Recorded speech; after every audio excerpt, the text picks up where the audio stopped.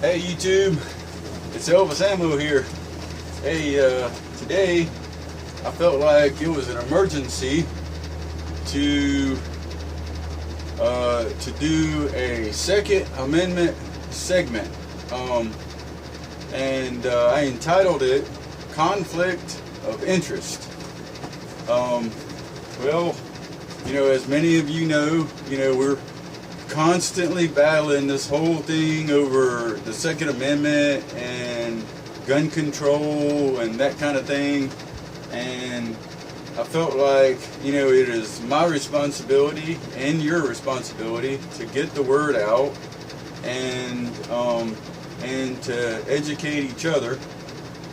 So I have a copy of the Declaration of Independence and the Constitution of the United States of America, and this fine copy was handed down a long time ago by Philip 66. Thank you, Philip 66. I've enjoyed this copy many times, over and over again, and I just wanted to say, that the Constitution is a document to protect we the people, okay? I just wanted to bring that up because, I don't know, maybe sometimes people think, the Constitution, is a government document or whatever. Yeah, this document was written by, the founders, and it was designed to keep government from overreaching, all right, by setting some boundaries that can't be taken.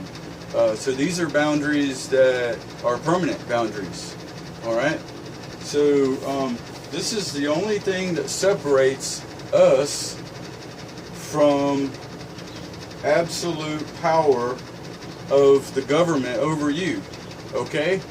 So I just thought I would use my First Amendment right to talk about our Second Amendment.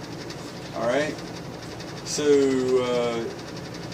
the benefit of the rights in this document were not handed down to you by man, but endowed by your Creator. All right. And that was very important because that's very important to mention that, because if you don't know your history of this document, then it takes very little studying to know that that in the time when this was written, we were dictated to by the king.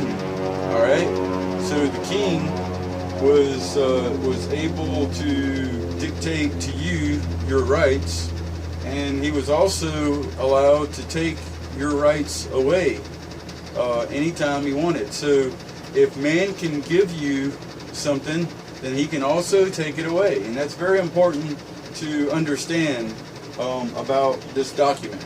All right, so your right to defend yourself was endowed by the Creator.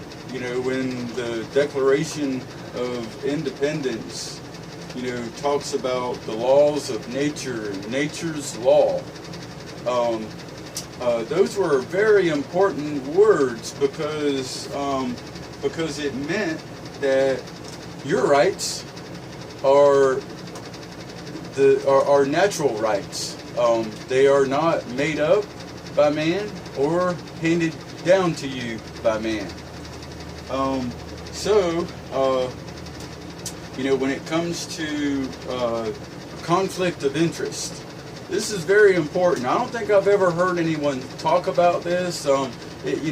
Just like many of you, whenever you hear these conversations over, someone coming for your guns, you are very frustrated and aggravated, and you know, it's because it's anytime the executive branch starts talking about gun control, it's a conflict of interest. And the reason that it's a conflict of interest, it would be just like, say for instance, the state has a case against you, and you go into court with your attorney, and the prosecutor tells your attorney that he must leave the courtroom, and that the prosecutor will represent the state, and he will also represent you. It's a conflict of interest. So when the executive branch starts talking about disarming its citizens, and I know it sounds innocent to many of you. Oh yeah, you know, if we just get rid of these guns, this kind of gun, that kind of gun. Well, I can tell you that even as far back as the Roman soldiers that didn't have guns, the weapons of war were bows and arrows and spears and knives and swords. It doesn't matter, does it? Because killing will continue and find a way. So anyway, don't let anyone tell you that that you should disarm in any way, because the history of this document tells us that that this was literally written at gunpoint, wasn't it? It was armed men that allowed a free society and putting the most eloquent document in history together. So here we have the Declaration of Independence, the Constitution of the United States of America. There was a quote that James Madison said, and you can correct me if I'm wrong, I'll be close, if not word for word, but he said that he would rather live dangerously free than to be enslaved and secure. All right, and that's probably where New Hampshire got their live free or die on their tags over there, huh?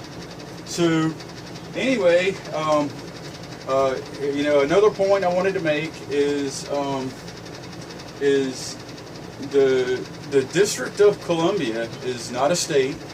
Okay, Washington D.C., the District of Columbia, is a district, not a state, and the security of the district depends solely on the Congress.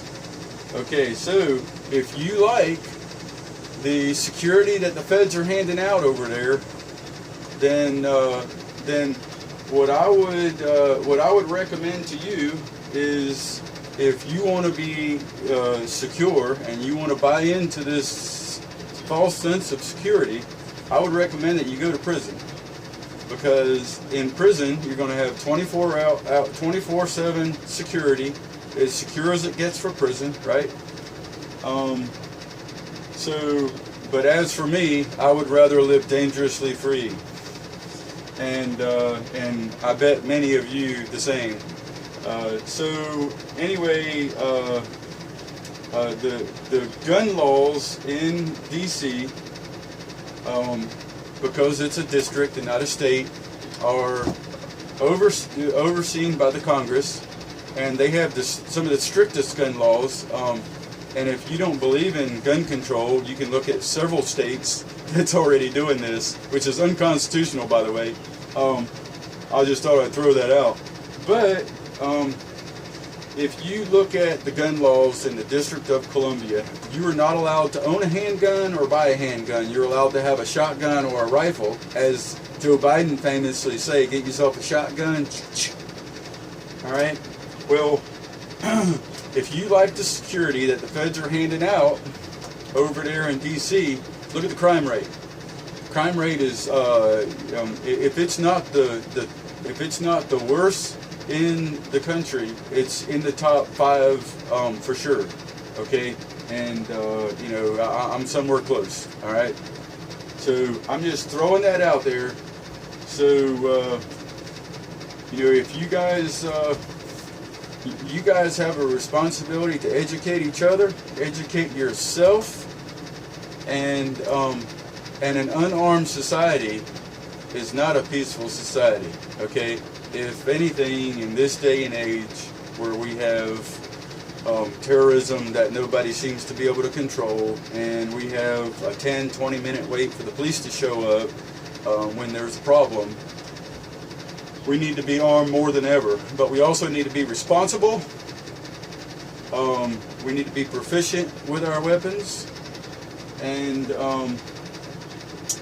I just thought I'd throw that out there, YouTube. This is a Second Amendment segment, and I may do some of these along just because it's so needed. And I titled this one as a conflict of interest, because anytime that the prosecutor is appointed to represent you, it's a conflict of interest. YouTube, I appreciate you guys. Thank you very much. God bless. Long live the Republic.